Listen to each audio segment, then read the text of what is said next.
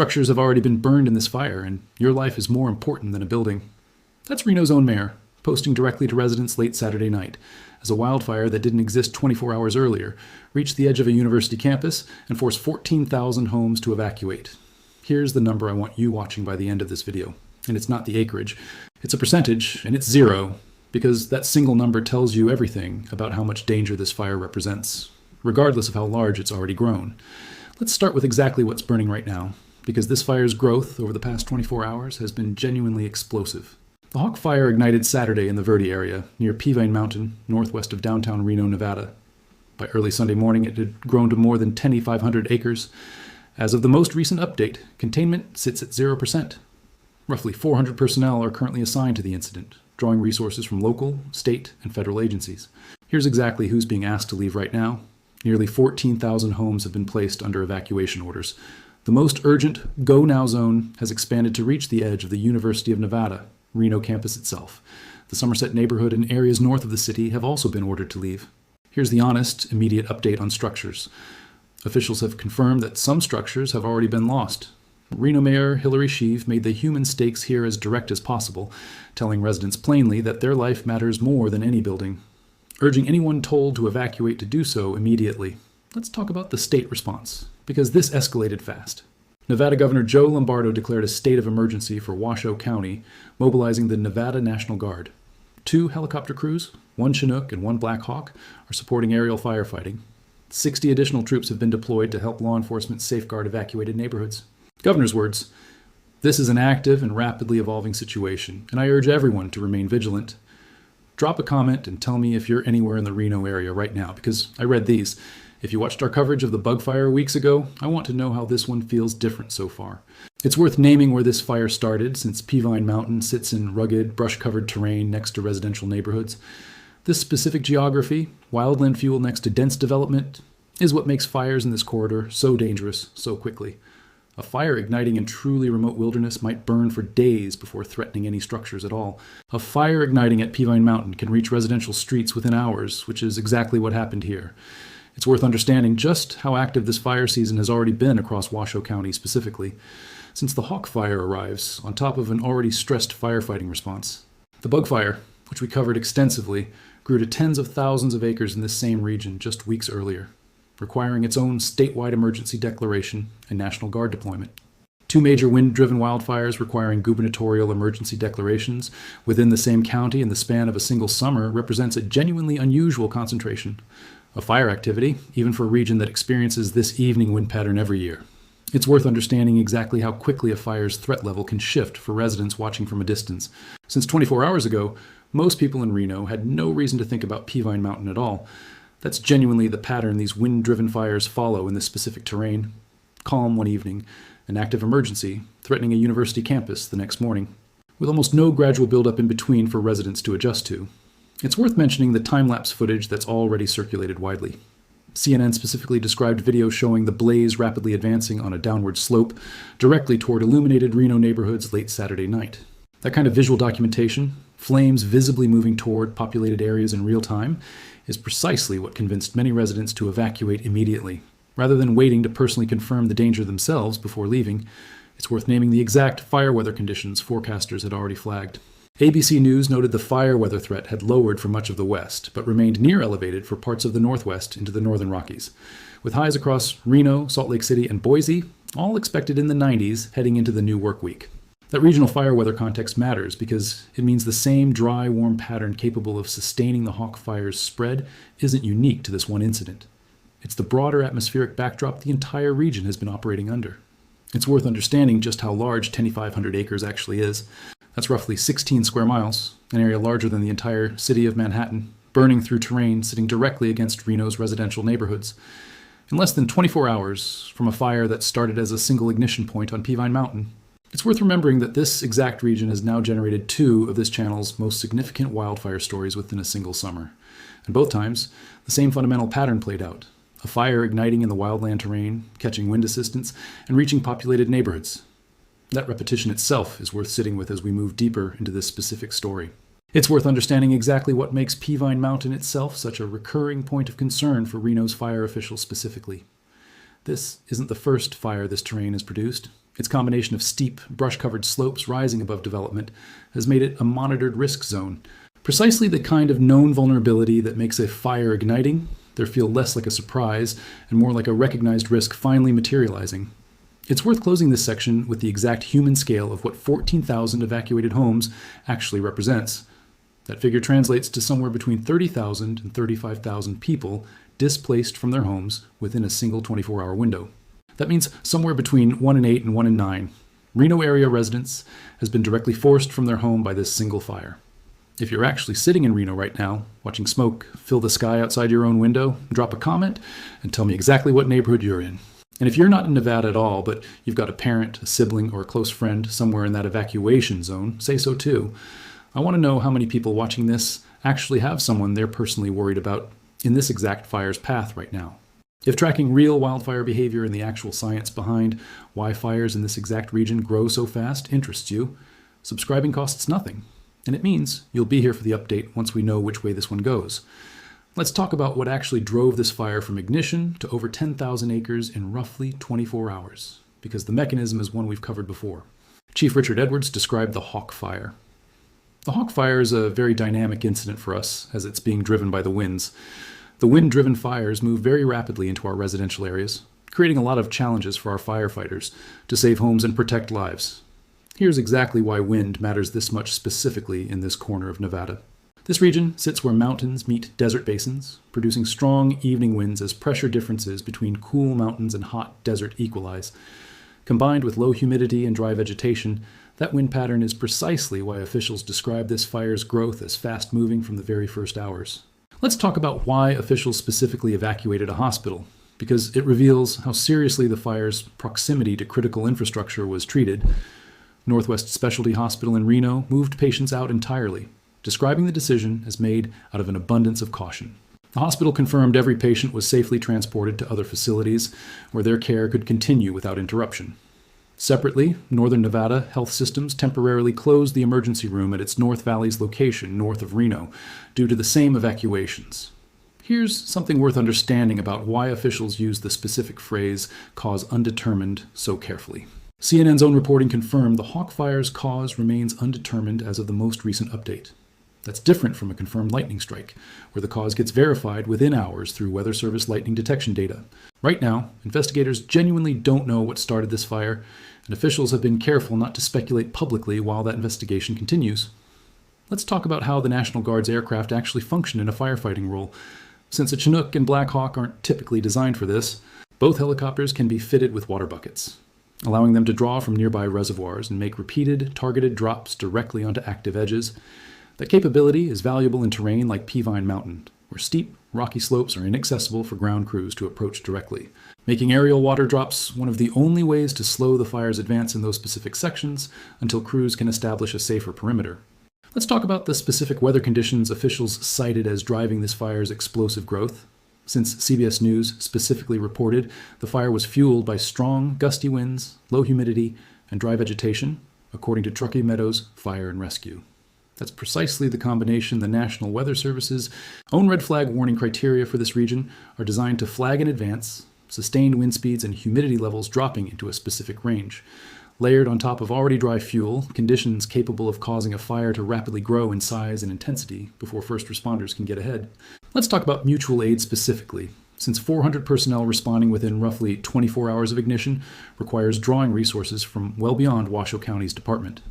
Wildland firefighting relies heavily on interstate and interagency mutual aid agreements, meaning crews and equipment currently assigned to the Hawk Fire likely include departments from neighboring counties and potentially neighboring states, all coordinated through Nevada's state emergency management structure, now activated under the governor's declaration. Let's talk about the resident, quote, CNN captured specifically, since it reflects exactly the mindset officials are hoping every evacuee shares right now. Ken McNeil, living in the Somerset neighborhood, told CNN affiliate KTVN that his wife was more than prepared to get them out immediately once the order arrived, while also praising firefighters for using air tankers effectively against the blaze. That combination, genuine readiness to leave without hesitation paired with confidence in the effort, is precisely the resident behavior emergency officials repeatedly emphasize as the difference between a fire causing property damage alone and one that costs lives. Let's talk about how officials actually determine When to declare a state of emergency specifically, since that declaration unlocks genuine, concrete resources beyond county-level agencies. A gubernatorial emergency declaration allows the state to direct additional funding, personnel, and equipment toward the response, streamlines interagency coordination that would otherwise require separate approvals, and can open the door to federal disaster assistance if damage assessments eventually justify that request. Governor Lombardo's decision to declare this emergency Saturday night, within hours of the fire's most explosive growth, reflects exactly how quickly officials recognized this incident had exceeded what normal county resources could handle alone. It's worth explaining the actual difference between an evacuation warning and an evacuation order specifically, since Washoe County has used both classifications throughout this response. A warning means residents should prepare to leave and remain ready to depart on short notice, while conditions haven't yet reached the point requiring immediate departure. An order means officials have determined the threat is immediate enough that residents should leave right now without delay. The speed at which zones moved, from warning to order status throughout Saturday night, reflects exactly how quickly this specific fire's behavior escalated as wind conditions intensified through the evening hours. Let's talk about how officials actually communicate evacuation orders to residents in real time, since modern emergency alert systems have genuinely changed how quickly information reaches households. Washoe County's own emergency notification system can push alerts directly to residents' phones within minutes of a zone's status changing, rather than relying solely on door-to-door. That technological capability is precisely why officials keep urging residents to register for county alert systems, since a fire capable of expanding its evacuation zone overnight requires notification systems fast enough to actually keep pace with that speed. It's worth explaining exactly how fire behavior analysts classify the hawk fire's growth pattern, since terms like explosive growth carry genuine technical meaning beyond dramatic description, when a fire's rate of spread accelerates rapidly due to wind, terrain, and fuel. Analysts describe that acceleration using specific spread rate calculations, acres burned per hour, that let incident commanders predict where the fire's edge will likely be within the next several hours rather than simply reacting to where it currently sits. That predictive capability is precisely what let officials expand evacuation zones ahead. Let's talk about one final piece of the science: the role of relative humidity dropping through the afternoon. Humidity typically falls sharpest as temperatures peak in mid-afternoon, and it's during that exact window that fire behavior tends to intensify most dramatically: faster spread rates, more erratic wind-driven runs, and the kind of explosive growth. Overnight, as humidity typically recovers somewhat with dropping temperatures, crews traditionally get their best window to actually build and secure containment line, which is exactly the pattern officials will be watching for as the hawk fire moves through its first full overnight period. Here's a question worth asking directly. If you lived through the bug fire weeks ago and now find yourself facing the hawk fire's evacuation zone tonight, comment below and tell us what's actually different. Real answers from people living through this twice in one summer tell a story no official update ever could. Let's talk about how this compares to the bug fire, the wind-driven wildfire we covered in this exact same county just weeks ago, because the parallel is genuinely striking. Both fires ignited in Washoe County. Both grew explosively within their first 24 hours. Driven by the same evening wind pattern this region produces almost every summer evening, both prompted evacuation centers at the Reno Sparks Convention Center. The hawk fire has already grown roughly 60% larger than the bug fire had in its first 24 hours, and it's forced evacuations directly to the edge of a university campus, a scale of urban threat the bug fire never quite reached. Here's something worth sitting with specifically if you or anyone you know lives anywhere across Reno, Sparks, or the broader Washoe County area. This is the same region, the same wind pattern, and the same fundamental vulnerability producing its second major wind-driven wildfire emergency. If you have family within an hour of Reno, this is genuinely a good moment to check in directly rather than assume the worst has passed. Let's talk about exactly where evacuees are actually going right now, because the response has scaled up considerably. The main evacuation center is operating at the Reno Sparks Convention Center, 4590 South Virginia Street. Small animals are being directed to Washoe County Regional Animal Services on Longley Lane. Large animals, including horses and livestock, are being taken to the Ironwood Event Center. And in a genuinely notable show of local support, 3 of Reno's major casino resorts, Silver Legacy, Eldorado, and Circus Circus, are offering emergency hotel rooms at $59 a night, specifically for people displaced by this fire. Here's what's happening at the University of Nevada, Reno specifically, since it sits right at the edge of the most urgent evacuation zone. University leadership confirmed the campus itself is not currently within an evacuation zone or even the lower get ready warning zone. But they're actively monitoring conditions and have established emergency response plans should that change. For students directly affected by displacement or smoke, The university's Dean of Students' Office is providing support and helping find temporary housing, with students unable to attend the first week of classes told they can simply email their professors directly. It's worth understanding the broader infrastructure disruption this fire has caused beyond just the evacuation zones themselves. Roughly 50,000 customers lost power across Washoe County as the fire spread. Portions of U.S. Route 395, a major north-south highway connecting this entire region, have been closed. The Reno State Airport was also closed due to the fire's proximity. It's worth explaining exactly what evacuation levels actually mean in practice, since Washoe County uses a specific color-coded system officials have referenced. A get ready or yellow level notice means residents should be aware a fire is nearby and begin preparing to leave if conditions worsen. Go now. The most urgent level means officials have determined there's no longer time to wait and residents should leave immediately without delay. The fire's Go Now zone reached the edge of the university within roughly 24 hours of ignition, reflecting how quickly wind-driven fire can escalate.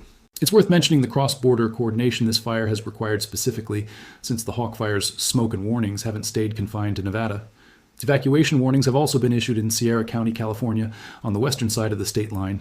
This requires coordination between Nevada and California emergency management agencies, tracking the exact same fire from 2 different state jurisdictions simultaneously.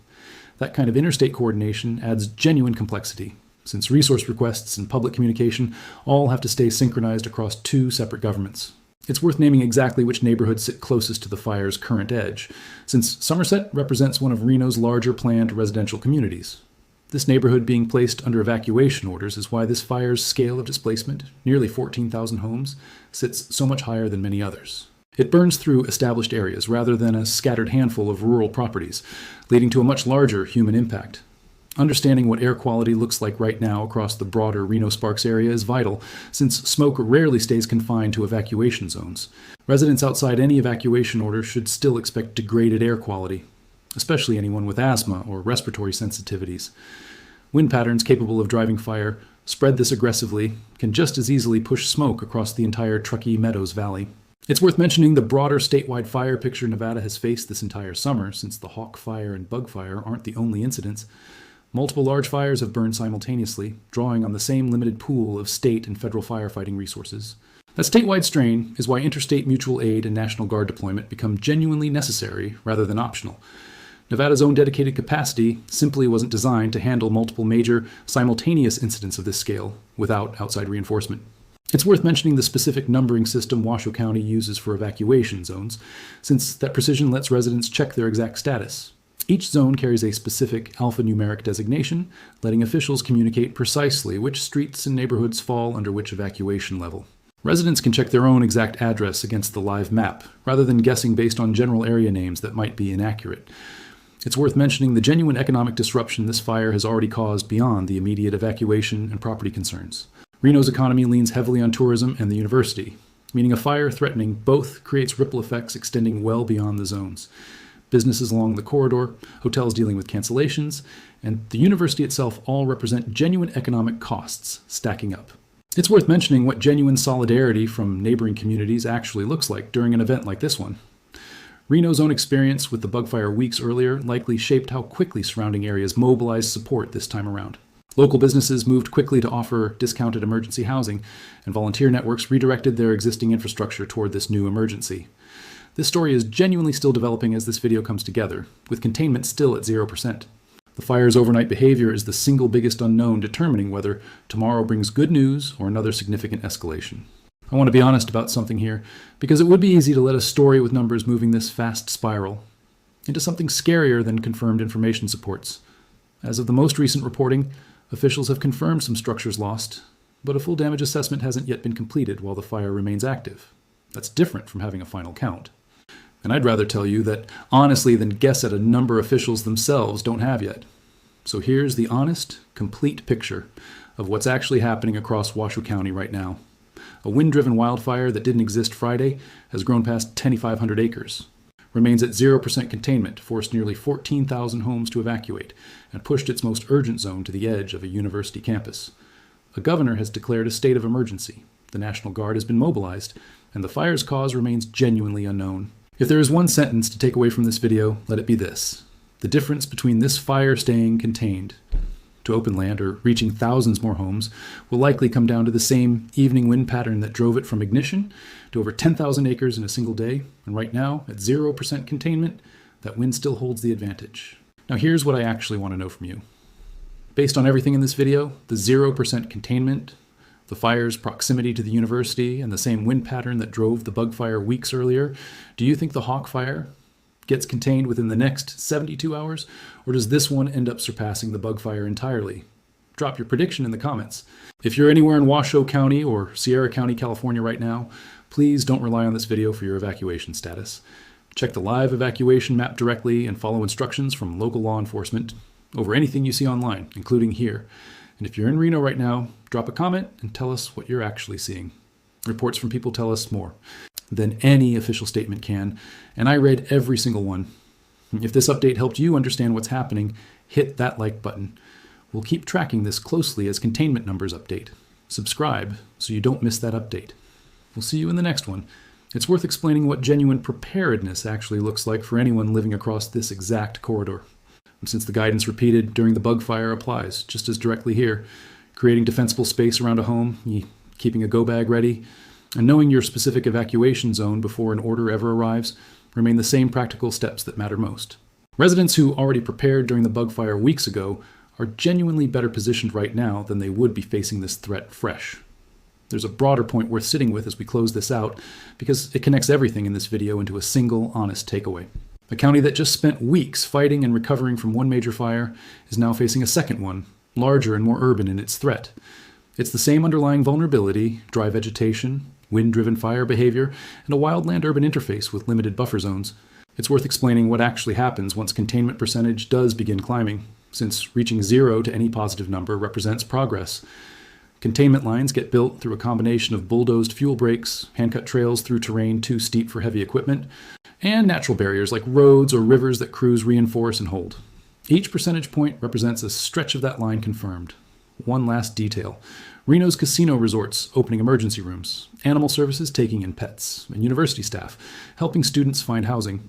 That's genuinely worth recognizing, since it's exactly the kind of response that determines whether a community recovers from a disaster quickly. Recovery extends well beyond the last flame. Debris removal, utility repair for the 50,000 who lost power, and monitoring for flash flood risk. This story is genuinely still unfolding, with thousands of Reno residents spending tonight not knowing whether their home will still be standing tomorrow.